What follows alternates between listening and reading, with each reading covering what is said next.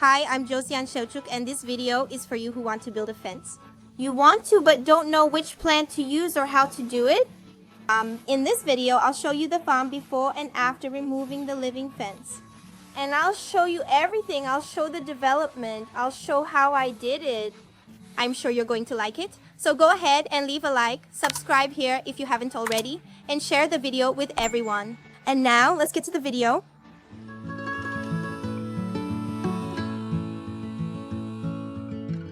And the plant I chose to make the hedge was Malva Viscos, which is also known as hummingbird hibiscus. I'm going to show you what the ranch looked like without this hedge. And I'll now show you how it looks, how it developed, and how long it took. And my idea to make the hedge. I thought of two things. First, privacy, because it was open, so everyone passing by on the street could see what we were doing. So we ended up losing the privacy of the place. Another really cool thing I thought about when I wanted to make the hedge was that cars would pass by and kick up dust. So the house was always full of dust inside. When the hedge grew, it would reduce the amount of dust coming in. It would stop so much dust from getting in, right? And that's what happened now. The hedge is big, and when cars pass by and kick up dust, it stops it. The dust doesn't come in, it doesn't get through. So now I'm going to show you first, for those of you who didn't follow the channel and are just arriving now, how it was before, without the hedge. And then I'll show you how it turned out.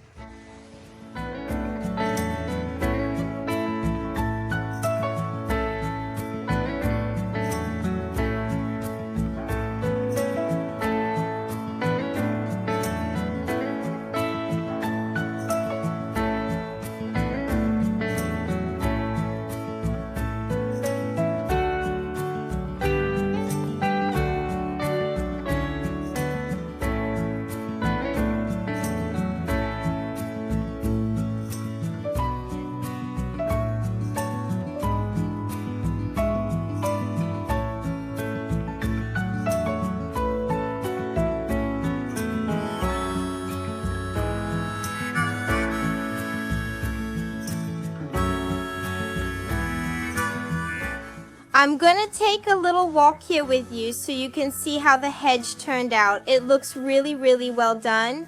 Because look, you can see, guys, that we can't see anything on the other side.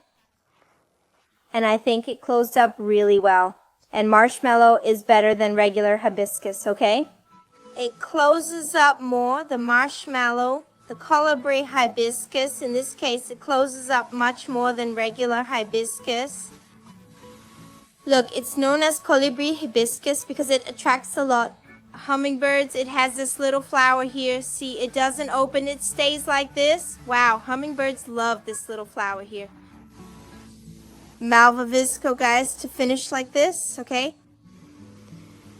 I planted it all along from the beginning of the wall to the end, going around there. Then it goes over there, all the way to there. On the side of the house, I planted 100 hibiscus seedlings, but I'm gonna give you all a little message. For you who want to make your hedge but don't want to spend a lot of money, what idea do I have for you? Buy some Malva Visco seedlings after the seedlings have grown a little. You can take, look, you take about 40 centimeters more or less, a little branch. And guys, just remove a few leaves. You don't need to remove all the leaves, okay? You remove the bigger leaves and leave it like this. Look. You can remove the leaves in this amount here. See? You just stick it in the soil and it roots easily, okay?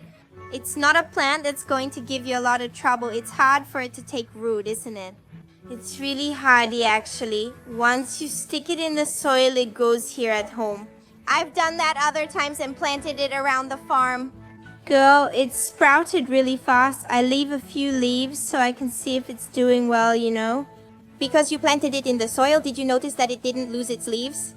It's doing really well. It's showing that it's gonna work out.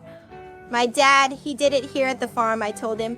And I forgot to tell him to leave a few leaves. He ended up removing them.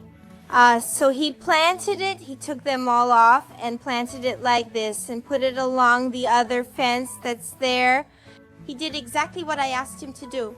I mentioned spacing, saying to leave about 40 centimeters between each one.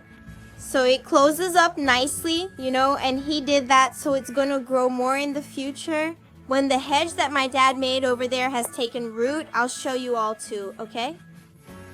Because I want it to look exactly like this one here. See? All closed up, beautiful, and I'm sure it will. Because I've already done the same method I told you about, I just took the little branch and stuck it in the soil, removed a few leaves, and it took root. It's really pretty. The privacy it gave here to the chakra is serious. It was surreal because, look, it got really tall. I don't know if you guys will be able to notice, but as it grows, we keep pruning it like this. Here we opened up a clearing there because we have our mango tree, so we cleared a little bit for it. But look, it closes tightly, okay? There's about 40 centimeters of space between each seedling. Look, I'll try to get closer so you can see how it intertwines, okay? It has several branches. It looks really, really nice.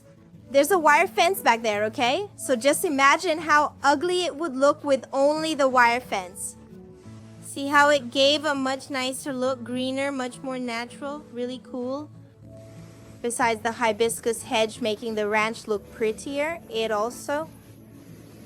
serves as food. We can eat the part of the flower. Look, we can eat all this little part here, look, of the flower. I just removed the little stem. You can make salads. You can make, well, in rice. You can make jams, including Isabel. She showed how she made her jam there on the channel. I didn't even know she had recorded it. She went there, made the jam, recorded it, and posted it on her channel. I'll link Isabel's channel and her jam video in the card for you. So if you're interested in seeing how the marshmallow jam turned out, go check it out.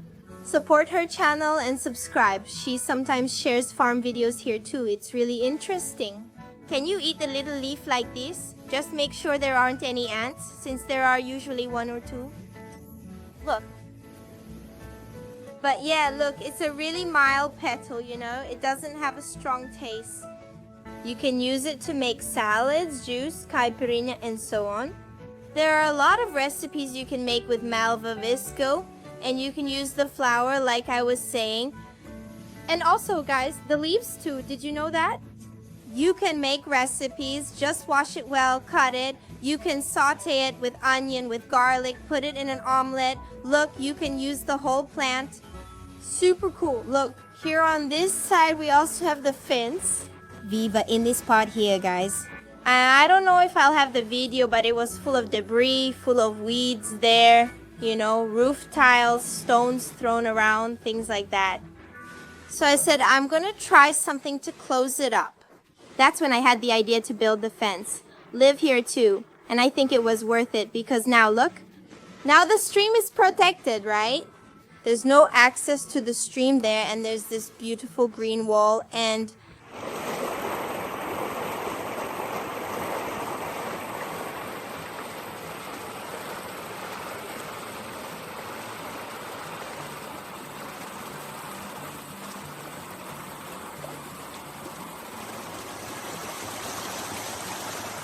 that's it, everyone. Hope you enjoyed today's video.